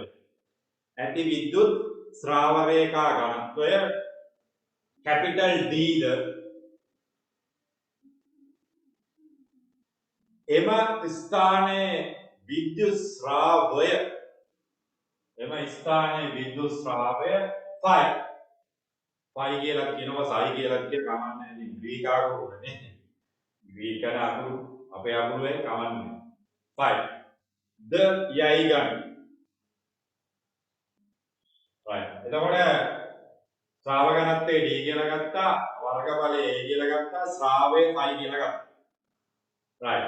මෙතන යටින් ලියමු කැපිටල් A අභිලම්බ වර්ගඵලය හරහා යන ශ්‍රාවය capital A අභිලම්බ වර්ගඵලය හරහා යන ශ්‍රාවය capital A අභිලම්බ වර්ගඵලය හරහා යන ශ්‍රාවය කියන්නේ 5 ශ්‍රාවය 5 right. එතකොට capital A එකෙන් යනවා නම් 5 ඒකක අභිලම්බ වර්ගඵලයක් කරා යන ස්වභාවය. ඒකක අභිලම්බ වර්ගඵල. ඒකක අභිලම්බ වර්ගඵලයක් කරා යන ස්වභාවය පයි බෙදීම ඒ කියලා ගන්න පුතේ. ඉවිදේනවා තමයි පයි බෙදීමයි. ඒකක අභිලම්බ වර්ගඵලයක් කරා යන ස්වභාවය පයි බෙදීමයි. right. එතකොට අර්ථ දැක්වීමට අනුව අර්ථ දැක්වීමට අනුව අපිට ලියන්න පුළුවන් කාරණේ මොකද්ද? අර්ථ දැක්වීමට අනුව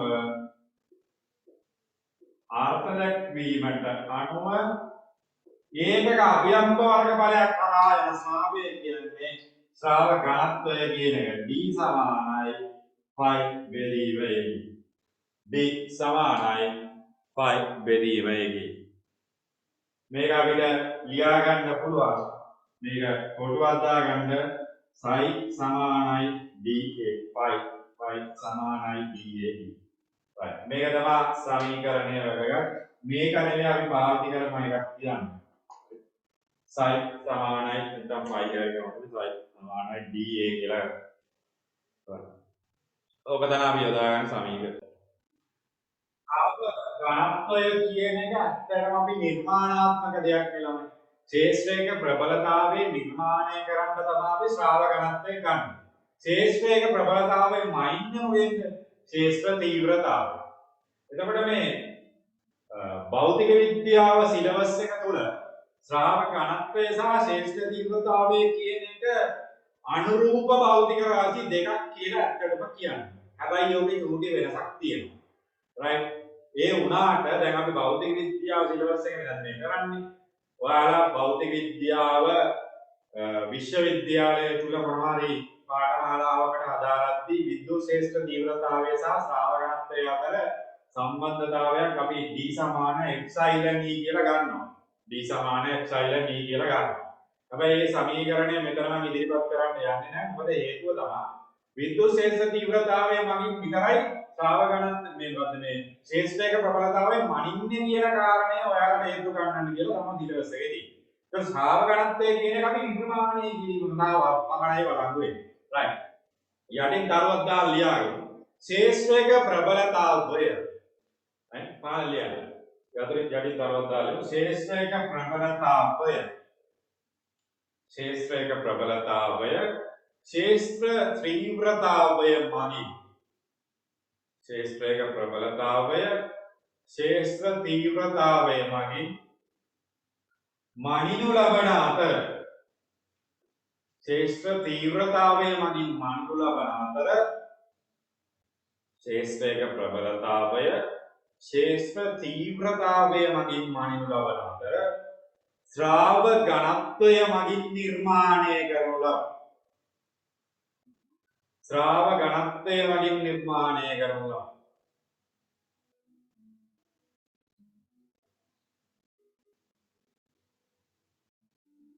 ශ්‍රාව ඝනත්වය මගින් නිර්මාණය කරනවා. එම නිසා භෞතික විද්‍යා විෂය නිර්දේශය තුල කියලාම ගන්න. මොකද මේකේ සම්බන්ධය පොඩි වෙනසක් තියෙනවා. භෞතික විද්‍යා විෂය නිර්දේශය තුල මේවා අනුරූප භෞතික රාශීන් වේ. මේවා කියන්නේ මොනවද? ඝනත්වයයි ශේෂ්ත්‍ර තීව්‍රතාවය. මේවා අනුරූප භෞතික රාශීන්. එම නිසා ලියන්න පුළුවන් අපිට අර සමීකරණය මා ලියුවේ psi සමානයි da කියලා. ඔව් මේක ලියන්න මේක ලියන්න ගන්න එම නිසා ලියන්න e සමානයි d. අතන මේක epsilon ගේ වැඩි වෙන්න ඕන. ඒක අපි සලකන්නේ. e සමානයි d නිසා අපිට වැදගත් වෙන සමීකරණය තමා මෙන්න මේ psi සමානයි da. මෙතන එතකොට ශේෂ්ත්‍ර තීව්‍රතාවය තමයි අපේ විෂය නිර්දේශය තුල තියෙන්නේ. ඝනත්වය කියන එකෙන් නිර්මාණය කරන්න විතරක් පාවිච්චි කරනවා. එම නිසා ලියන්න වැඩි වෙන විට වැඩි වෙනවා අඩු වෙනවා ලම්බෝ සමානුපාතිකයක් තියෙන්නේ. e සමානයි d කියලා ගන්න පුළුවන්. මේක එතකොට psi සමානයි ea කියලා ලියන්න පුළුවන්. psi සමානයි ea කියලා ලියන්න පුළුවන්. ඕකේ සිද්ධාන්තමය වශයෙන් භෞතික විද්‍යාව විෂය නිර්දේශය තුල කොහොම අපි ගත්තට ඇත්තටම නම් ඕකේ එප්සයිලන් කියන මාධ්‍ය පාර්ලිමේන්තුවේ මත මේකේ විද්‍යුත් ශේෂ්ත්‍ර තීව්‍රතාවය වෙනස් වෙනවා. ගණන්තයත් වෙනස් වෙනවා. ඒක නිසා ඒකත් එක්ක ඔයගේ අනුලෝම සමානුපාතික නියතය කියන එක එකයි කියලා අපිට ගන්න බෑ අතට. ඒ වුණාට දැන් විෂය නිර්දේශය තුල මේ දෙක අනුරූප භෞතික රාශීන් කියලා කියලා තියෙනවා. ඒක මේ දෙක අපිට එකට ගන්න වෙනවා. එතකොට මේක ලියා ගන්න ශේෂ්ත්‍ර තීව්‍රතාව. දැන් මේ සමීකරණය ලියන්නේ ශේෂ්ත්‍රයට අභිලම්බ වර්ගඵලයක් සඳහා. මේක ඔයාලා මතක තියාගන්න යන්න එපා ඉස්සෙල්ලා. මේක මතක තියාගන්න යන්න එපා. මතක තියාගන්න ඕන සමීකරණය මම කියන්නම්. මේ ඇවිල්ලා ශේෂ්ත්‍රයට අභිලම්බ වර්ගඵලය තිබ්බොත්. ශේෂ්ත්‍රයට ආනතම වර්ගඵලය තිබ්බොත් මොකද වෙන්නේ? right. පහලින් ලියාගන්න චූටි අනුමාත්‍රකාවක් යටින් ලියන්න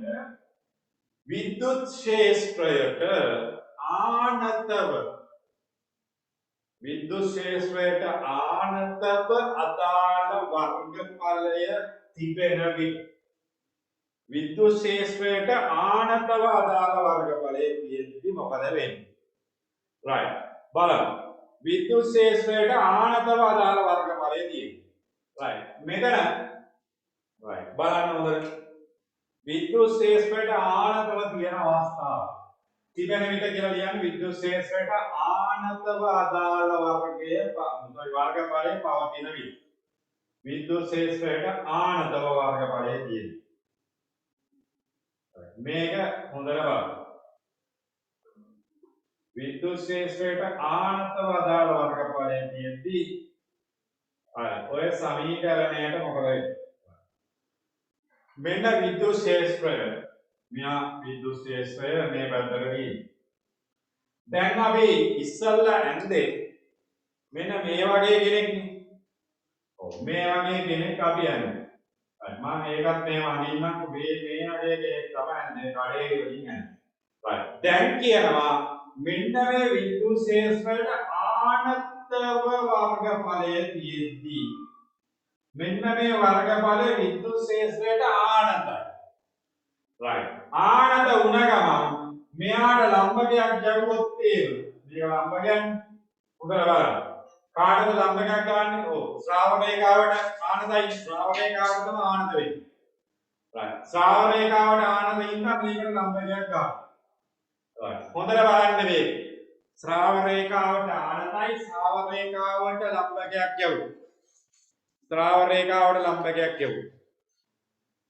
right. එතකොට මෙන්න මේ ශ්‍රාවක රේඛාව මේව තියෙනවා. මෙන්න අභිලම්බ වර්ගඵලයක. මේක කැපිටල් A. මේක අභිලම්බ වර්ගය. එතකොට මෙයාට තීටා කෝණයක් ආනතයි.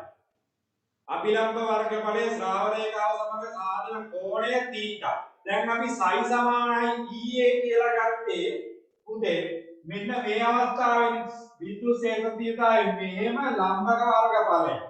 ඇත්තටම මෙතන මොකද්ද මේ කියන්නේ? ඔව් මේ ලම්බක වර්ගඵලයත් එක්ක මේ ලම්බක වර්ගඵලයේ මේ ශ්‍රාවක රේඛාවත් එක්ක හදන කෝණය තීටා මෙතන බිඳුවයි. ඒක cos තීටාගේ බිඳුව නිසා තමයි මෙන්න මේක බිඳුවක් කරලා මෙතන ගත්තේ. right. ඒක තව ටිකක් පැහැදිලි කරන්න. මෙතන බලන්න. දැන් මේ අභිලම්බ වර්ගඵලයේ තියෙන්නේ තීටා කෝණයක් ආනතව. right. දැන් මේකෙදි අපිට ලම්බක වර්ගඵලයේ කියන එක එච්චර තේරෙන්නේ නැති නිසා මම මේක නිකන් ජ්‍යාමිතික රූප සටහනකට අඳින්නම් පොඩ්ඩක් බලන්න. ජ්‍යාමිතික රූප සටහනකට ගන්න මේක ශ්‍රාවක රේඛාවක් අපි ගමු. මේක ශ්‍රාවක රේඛාවක් අපි ගමු. මේක ජ්‍යාමිතික රූප සටහනකට ගන්න හොඳ බලන්න. right. මේක ශ්‍රාවක රේඛාවක් අපි ගත්තොත් තේරෙනවා. මෙයාට මේ අභිලම්බ වර්ගඵලයේ තියෙන්නේ දැන් තීටා ආනතව තියෙන්නේ. අභිලම්බ වර්ගඵලයේ තියෙන්නේ මෙයාගේ තීටා කෝණයක් ආනතව තියෙන්නේ. මෙන්න මෙතන තීටා. right. එතකොට මේක ලම්බකයි. ලම්බකයි තියෙන්නේ ලම්බ දෙන්න. right. එතකොට තීටා කෝණයක් ආනත දිශාවක තියෙන්නේ. right. එතකොට මෙයාගේ මෙන්න මේ ඒ වර්ගඵලය අපි මේ පැත්තට විභේදනය කරලා ගන්න ඕනේ. එයාව විභේදනය කරලා ගන්න ඕන මේ ඍජු නැත්නම් අපි ලම්බක දිශාවට විභේදනය කරලා ගන්න ඕනේ. right හොඳයි බලන්න. විභේදනය කියන එක අමුතු දෙයක් නෙවෙයි අපිට. right මෙන්න මේක මම විභේදනය කරන්න මේ වගේ පොඩි කැලක් ගා ගන්නවා. right හොඳට බලන්න. මෙයාව මට මෙතෙන්ට විභේදනය කරලා ගන්න ඕන. එතකොට මෙයා අංශක 90ක් නෙවෙයි. මේ කැලේ එතකොට 90 ඍණ තීටා. ඌ 90 ඍණ තීටා අන්න බලන්න. මෙයා තීටා මේක 90ක් කරේ 90 ඊට මෙන්න මේකත් 90 ඍණ තීටා. මේක ඕනේ සමානයි. right එහෙනම් මෙන්න මේ කෝණයක් තීටා. හරි. මෙයා 90යි මෙයා තීටා නම් මෙයා 90 ඍණ තීටා. මේක 90 ඍණ තීටාට ඇතුලේ තියෙනක 90 ඍණ තීටා. ඒතර මේක ලම්බකයක් නේ. එතකොට මේක තීටා වෙනවා. right එතකොට මෙයා මම මේ පැත්ත විභේදනය කරලා ගත්තොත් මොකද? ඒ cos theta කියලා අපිට ගන්න පුළුවන් වර්ගයක්. ඒ cos theta කියලා මෙන්න මේක මෙහෙට විභේදනය කරන්න පුළුවන් cos theta කියලා. right මේක තේරුණාද පුතේ වැඩි? මොකක්ද කියන්නේ? ඔය විභේදනය කරපු දේ තේරුණා?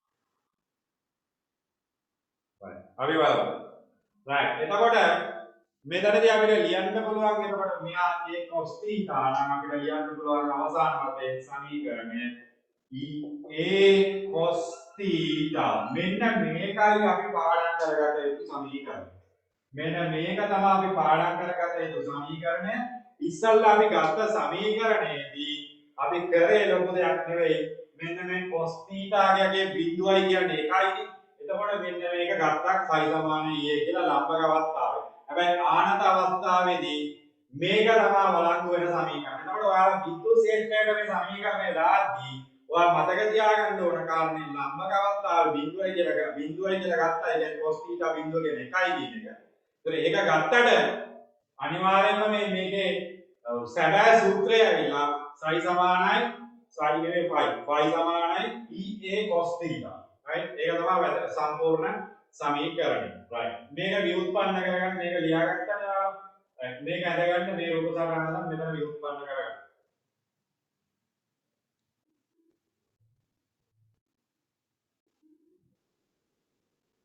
right මෙතන මේ රූප සටහන උඩින් මට එක කියන්න අමතක වුණා. මෙතන ලියන්න අභිලම්බය ශ්‍රාව රේඛාව සමග තීටා කෝණයක් ආනත අවස්ථාව සලකුණු කියන. right නැවත කියන්න. අභිලම්බය මේක උඩින් ලියන්නේ මේ සමීකරණ ලියලා පහලින් අපි අර ආනත අවස්ථාව සලකුණු කියලා ගත්තනේ. ඒක ලියන්න අභිලම්බය ශ්‍රාව රේඛාවක් සමග තීටා කෝණයක් සාධන අවස්ථාව සලකුණු කියන. අභිලම්බය ශ්‍රාව රේඛාව සමග තීටා කෝණයක් සාධන අවස්ථාව සලකුණු කියන. right එතකොට අභිලම්බය තීටා කෝණයක් සාධන අවස්ථාව තමයි අපේ පොදු සූත්‍රය. මේකදී අපි ගත්තේ මෙයා ලම්බකයත් එක්ක කෝණයක් නැහැනේ බිඳුවයි. එහෙනම් cos බිඳුවයි කියන්නේ එකයි කියන එකත් එක්ක තමයි මෙන්න මේ සමීකරණය ගන්න. ඒකට පොදු සමීකරණයක් වශයෙන් මතක තියාගත යුතු වන්නේ පහළ තියෙන සමීකරණය. පොදු සමීකරණයක් වශයෙන් මතක තියාගන්න වන්නේ පහළ තියෙන සමීකරණය. right එතකොට ඔයාලගේ මේ ශ්‍රාවාකෘතිය සම්බන්ධව ගණනය කිරීම කරන්න ඊළඟට අපි ගෞස් ප්‍රමේය කියන සංකල්පය ඊළඟ ගෞස් ප්‍රමේය ආශ්‍රිත විවිධ සිද්ධාන්තමය දේවල් ටික තියෙනවා. ඔයාලා ගණනය කිරීම හදන්න ගණනය කිරීම ටික අනිවාර්යයෙන්ම තහවුරු කරගන්න හැම එකක්ම හදලා right ඒක ඉවරලා ඒක නිවැරදි පිළිතුරු අනිවාර්යෙන් අරන් තියාගන්න. අපි පිටින් පිට මේ අතරතුර ගණනය කිරීම සාකච්ඡා කරගෙන යනවා. right ඉතින් ඒක නිසා මේ ඔයාලා මේ පිළිබඳව පොරි වෙන්න එපා. මේ ඔයාලගේ තවත් පාඩමක් එක්ක මේක කරනවා කියලා එහෙම ප්‍රශ්නයක් කරගන්න එපා. ඔයාලට මේක උදව්වක් මිසක් වැරද්දක් වෙන්නේ නැහැ. ඒක නිසා අනිවාර්යයෙන්ම ඔයාලා නැවත නැවත වුණත් ඔයාලට වීඩියෝ එක නරඹන්න පුළුවන්. ඒක ලියලා නැවත නැවත වීඩියෝ එක නරඹලා මේක තහවුරු කරගන්න මෙන්න මේ ගැටලු සාකච්ඡා කරපු ගැටලු සහ සිද්ධාන්තමය කාරණා. right අපි එහෙනම් ලබන සතියේ සාකච්ඡා කරමු මේ ඉදිරි කොටස ගෞස් ප්‍රමේය ආශ්‍රිත සිද්ධාන්ත. right